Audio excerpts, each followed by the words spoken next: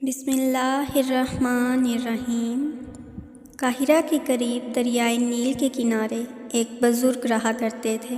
ان کے مریدوں کو فخر تھا کہ ان کے پیر صاحب تہجد کی نماز دریا کے پانی پر مصلی بچھا کر پڑھا کرتے، اور مصلی پانی پر قائم رہتا ہے، ڈوبتا نہیں۔ ایک دن شاہ صاحب کی بیوی سے کچھ انبن ہو گئی۔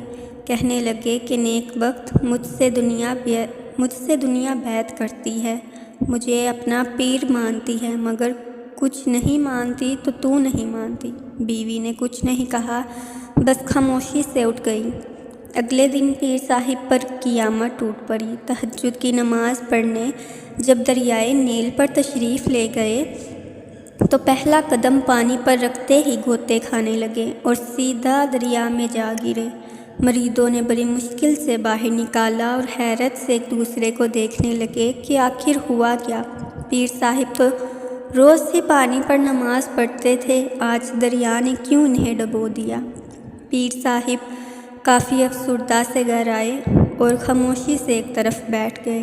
بیوی نے کنکھیوں سے ان کی طرف دیکھا اور کہنے لگی، بس دیکھ لی اپنی بزرگی، یہ سب میری محنت تھی جس پر تم اپنی بزرگی چلا رہے تھے۔ بیوی کی بات سن کر شاہ صاحب ایک دم چونک اٹھے اور قریب آ کر بے چارگی سے پوچھا، ذرا کچھ تفصیل تو بتائیے آخر۔ بیوی نے جواب دیا کہ روز میں تمہیں وضو کر کے پاک صاف ہو کر کھانا بنا کر دیا کرتی تھی، جس کی وجہ سے تمہارے جسم اور روح میں پاکیزگی قائم رہتی تھی اور تم دریا کے پانی پر نماز پڑھا کرتے تھے۔ آج میں نے بغیر وضو کے اور پاک صاف ہوئے بغیر ہی کھانا بنا کر دیا۔ یہ کھانا کھا کر تمہاری روحانیت کا درجہ کم ہو گیا، کیونکہ تمہارے جسم میں جو کھانا گیا اس کی صفائی اور پاکیزگی کا معیار کم تھا، اسی وجہ سے تم دریا کے پانی پر نماز نہ پڑھ سکے اور ڈوب گئے۔ سبق: آپ کے تقویٰ اور پاک بازی میں سب سے بڑا ہاتھ بیوی کا ہوتا ہے۔ اگر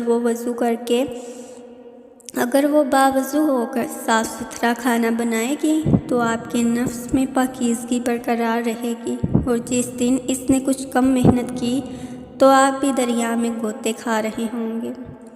کہانی کو لائک کریں، شیئر کریں اور میرے چینل امید کو سبسکرائب کریں۔ ملتے ہیں ایک نیو کہانی کے ساتھ۔ اللہ نگہبان۔